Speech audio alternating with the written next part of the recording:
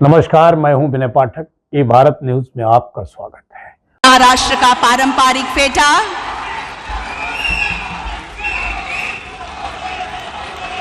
सम्मान का प्रतीक ये शॉल,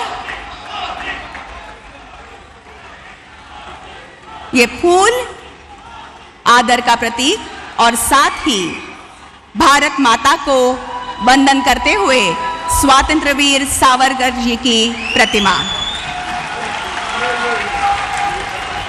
और अब मुंबई नगरी की आदि देवता मुंबा देवी माता की प्रतिमा देकर भारत के प्रधानमंत्री माननीय श्री नरेंद्र मोदी जी का स्वागत करेंगे महाराष्ट्र के उप मुख्यमंत्री माननीय श्री देवेंद्र जी फडणवीस एवं भाजपा मुंबई के अध्यक्ष माननीय आमदार श्री आशीष शेलार जी।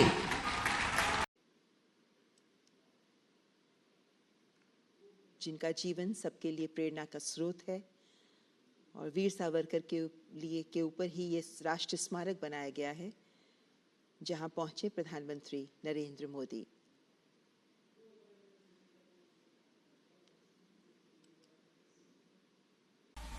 कुछ लोग कहते हैं कि मोदी जो ये कहता है वो असंभव है। निराशा की गर्त में डूबे हुए लोग उनमें आशा का संचार करना लोहे के चने चबाने का काम होता है। और इसलिए निराशा को पाल करके बैठे हुए लोग हर पल हर चीज असंभव ही अनुभव करते हैं। ये वो लोग हैं जिनको लगता था राम मंदिर भी उनको असंभव लगता था।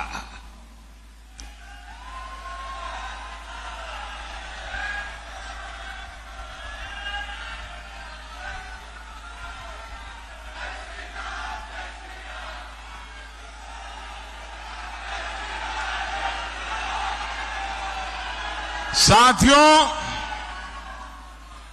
दुनिया को कभी न कभी इस बात को स्वीकार करना पड़ेगा कि भारत भूमि में रहने वाले लोग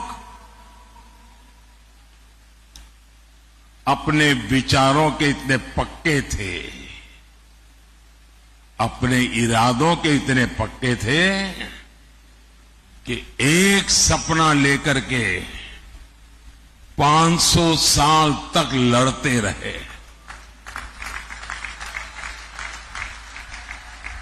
ये छोटा इतिहास नहीं है। 500 साल का अविरत संघर्ष, अनेक पीढ़ियों का संघर्ष, लाखों लोगों का बलिदान और 500 साल तक संजोया हुआ सपना आज रामलला भव्य मंदिर में विराजमान है। कांग्रेस 60 साल तक कहती रही कि गरीबी हटाएंगे और इनकी तो फैशन थी। और आप सचमुच में थोड़ा जो हिस्ट्री में रुचि रखते हैं जरा देख लीजिए। आप लाल किले से इन प्रधानमंत्रियों के भाषण सुनेंगे और इन परिवार के सभी प्रधानमंत्रियों के भाषण सुनेंगे तो उनके 20-25 मिनट के भाषण में 10 मिनट वो गरीबी पर बोलते थे। और कोई भी चुनाव का उनका भाषण सुन लीजिए, वो गरीब गरीब गरीब गरीब गरीब गरीब गरीब गरीब गरीब गरीब गरीब गरीब गरीब गरीब गरीब गरीब गरीब गरीब माला ही जपते रहते थे। लोगों की आंख में धूल झोंकते थे और गरीबों को एहसास कराते रहते थे कि तुम तो गरीबी में जीने के लिए ही पैदा हुए हो। इस देश में गरीबी को हटाना असंभव लगता था। भाइयों बहनों, मोदी ने 10 साल में 25 करोड़ लोगों को गरीबी से बाहर निकाल करके दिखा दिया है।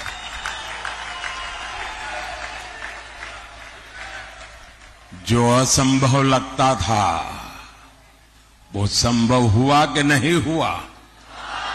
संभव हुआ कि नहीं हुआ? ये किसने संभव बनाया? ये किसने संभव बनाया? ये किसने संभव बनाया?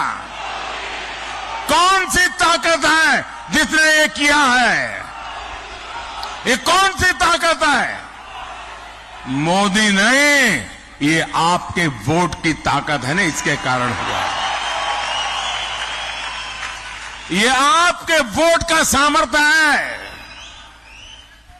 और इसलिए मैं, जो अपने बच्चों का उज्जवल भविष्य चाहते हैं, जो शांति और सुरक्षा चाहते हैं, जो विकास के अनगिनत अवसर चाहते हैं, जो भारत को विश्व में माथा ऊंचा करके जीने वाला देश के रूप में देखना चाहते हैं, ऐसे हर नागरिक को कहता हूं, जरा घर से बाहर निकलिए और अपने वोट का उपयोग कीजिए।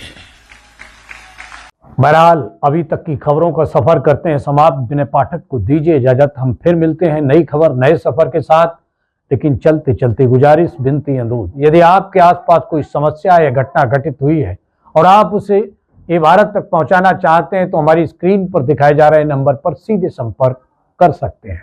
साथ ही आपसे अपील, आप हमारे चैनल को लाइक, शेयर, सब्सक्राइब करना ना भूलें। नमस्कार।